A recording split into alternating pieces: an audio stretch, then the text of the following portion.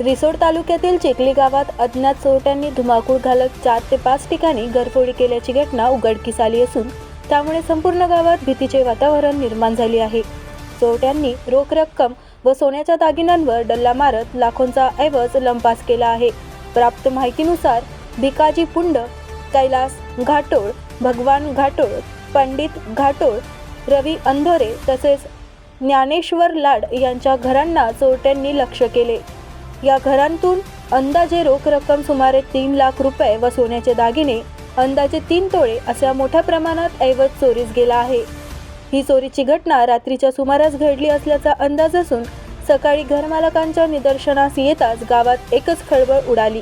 घटनेची माहिती मिळताच संबंधित नागरिकांनी तात्काळ पोलीस ठाण्यात धाव घेतली। पोलिसांनी घटनास्थळी भेट देऊन पंचनामा केला असून पुढील तपास सुरू केला आहे। सलग अनेक घरांवर एकाच वेळी झालेल्या घरफोडीमुळे रिसोड तालुक्यातील चिखली गावात दहशतीचे वातावरण पसरले आहे। चोरट्यांचा लवकरात लवकर छडा लावावा तसेच रात्रीची पोलीस गस्त वाढवावी अशी मागणी ग्रामस्थांकडून जोर धरू लागली आहे।